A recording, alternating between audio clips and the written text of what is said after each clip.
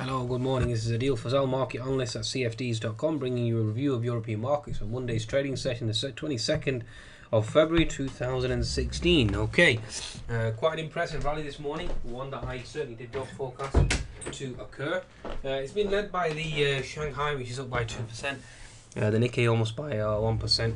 Now, the Asian market certainly took it in stride in terms of the actual movement itself. Quite an impressive move overnight. Looks like the Shanghai regulator, or financial regulator, being replaced. Certainly seems to have done the trick on the Shanghai, and that's certainly up quite handsomely this morning. Now, that's also being helped by the fact that oil prices certainly have rebounded back to $30.6, and although Brent crude certainly has rallied, but not as significantly. So the global markets certainly seem to be in a risk-on mode. Now, there were several arguments for the markets to fall, mainly due to the stronger inflation data, and obviously we had Mr. Mester and Mr. Williams potentially hawkish, and the dollar was obviously going to hurt equities. Now, that certainly has been the opposite, and the market certainly has gone in the opposite direction. Now, please be sure to visit CFDs.com for your trading needs, and certainly qualify for that handsome bonus that's currently being offered. And certainly visit the educational site as well, www.cfds.education itself. Now, the Shanghai certainly finished higher by 2%. That certainly is helping risk to a large extent. Although, from my perspective, it certainly seems to be factored in. The FTSE still is holding that 6030 resistance zone. Okay, now, that's the situation with regards to the Asian markets, and that's one of the reasons why we are higher this morning. The business sentiment indicator overnight in China came in at 49. Although the Nikkei PMI data certainly came in weaker. Now, we've also had the services PMI in France certainly come out weaker as well, although the manufacturing certainly beat slightly. Now, the German manufacturing certainly came in at 50.2 versus the 52 expected, and that was weak, although the services certainly came out stronger. So a mixed set of results there, but net overall bearish. Okay, CPI data out of Italy certainly has come more or less in line thus far. Although the Eurozone market PMI and services both came out weaker, and therefore you're looking at a risk-off potential mode. So overall, a weaker economic data, and does it justify the gap higher? Now, if I go to the FTSE 100 chart, you can see that we've certainly gapped higher. The close was around 5940 on the Friday, and we're now trading on that 6040. We've hit a pivot high of 6035 overnight, or this morning so far. So the market, is it justified to gap up by 100 points in the FTSE? I think not, especially given the Brexit fears that have obviously emanated and resurfaced over the weekend with Boris Johnson, Michael Gove both indicating that they want to join the anti-EU camp, which is a big blow to Mr. Cameron's effort to get everybody on board with regards to the Yes campaign. And given the concessions that were made with regards to a 7-year emergency break on welfare, and child benefit obviously being indexed at the local market rate of the country that they actually come from, which obviously will be from 2020. So whether or not he's won enough concessions there to actually justify the yes vote is yet to be seen.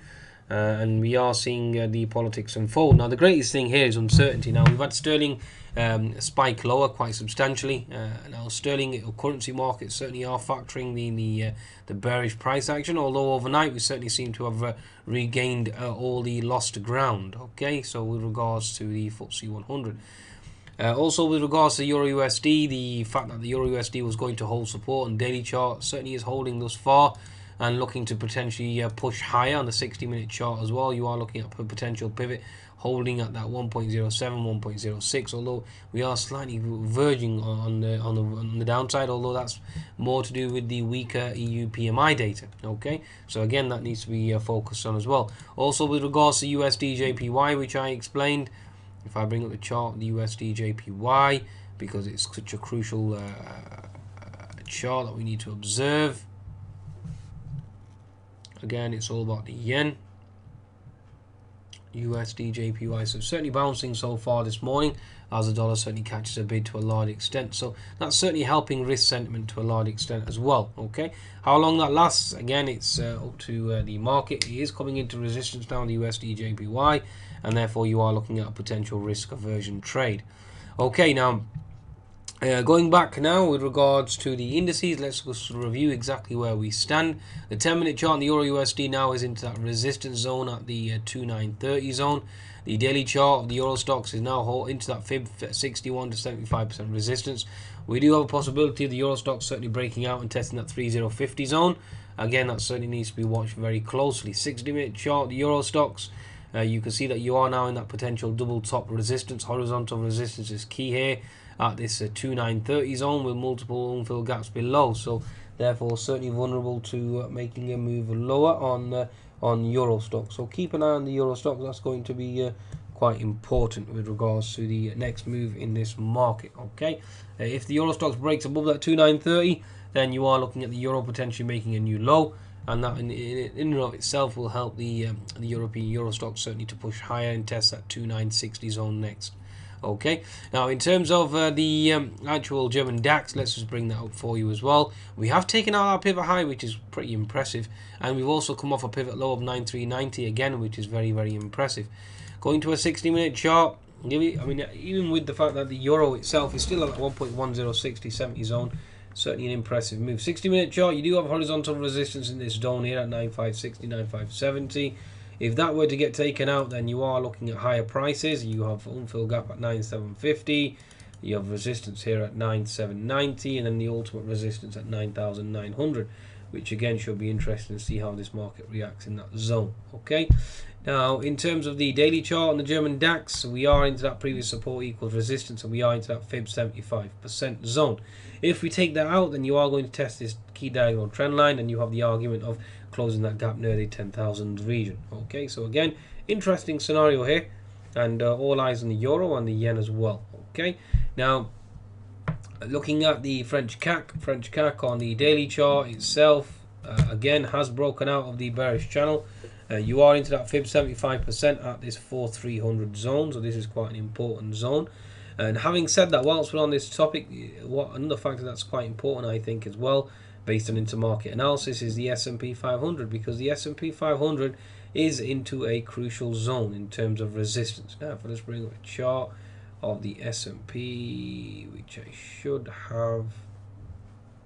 Here we go. So looking at a 60-minute chart, you have gap fill resistance at 1939 on the S&P 500. So I think that's quite a crucial zone for the S&P. So watch out for this zone at 1939 and 1940.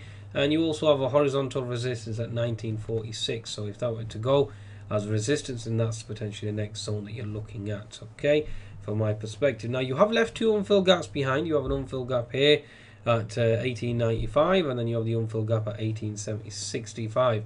Now they are the two zones that I did expect to close, and for the markets to potentially target. So again, keep an eye on those. Okay, in terms of targeting, we've obviously gone past the 1927 resistance. If you do go back and test 1927 now, that area will be acting as potential support, because previous resistance equals support was the S&P 500. Now that's saying certainly lining up with the CAC, obviously into that fib 75% at 4300 as we speak, and that certainly is the zone that the CAC is looking at. And now looking at the FTSE 100, this is quite an important index to watch as well, especially given the fact that the daily chart is into that key zone. That's 6030 resistance. We have diagonal and horizontal resistance. If that were to get taken out, the next zone you're looking at the 6120 zone, but there is no catalyst at present. Brexit first certainly dominate, and that certainly will help hold this index down. Now the FTSE has been helped by home retail group certainly up quite substantially given this bid regarding Argos, etc.